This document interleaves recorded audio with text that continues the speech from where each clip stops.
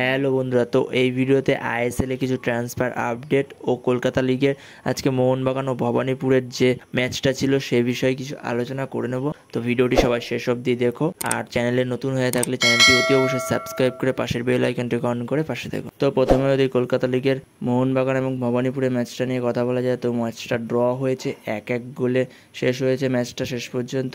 দুটো টিমই ভালো ফুটবল খেলেছে।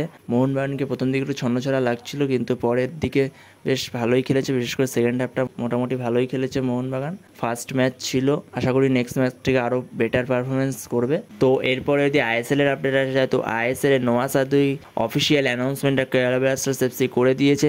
তো নোয়া সাদুই অফিসিয়ালি গোয়া থেকে কেরালা ব্লাস্টার্স এফসিতে চলে এসেছে। তো নেক্সট সিজনে কেরালার জার্সিতে আমরা নোয়া সাদুইকে দেখতে পাবো। তো এরপরে আরও একটা আপডেট হলো মুম্বাই সিটি এফসিকে নিয়ে। Mumbai city FC officially Spanish midfielder Jon টোরালকে 2 বছরের চুক্তিতে তাদের নিজেদের দলে সই করিয়ে নিল। তো অফিসিয়াল অ্যানাউন্সমেন্টও মুম্বাইয়ের থেকে খুব শিগগিরই চলে আসবে, হয়ে গেছে, ডিল ডান হয়ে গেছে। তো এর পরের আপডেটটি হলো রাউলিন বর্জেসকে নিয়ে। তো রাউলিন বর্জেস আগেরবার মুম্বাই সিটি এফসি থেকে লোন ডিলে এফসি গোয়াতে গেছিলো।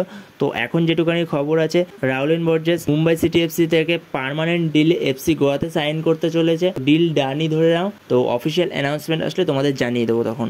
তো এই ভিডিওতে এই ছোটো ছোটো কিছু আপডেটগুলো তোমাদের সাথে শেয়ার করার ছিল। তো ভিডিওটি ভালো লাগলে অবশ্যই লাইক, শেয়ার, সাবস্ক্রাইব করতে ভুলো না। তো নেক্সট ভিডিওতে দেখা হচ্ছে, ততক্ষণের জন্য বাই বাই।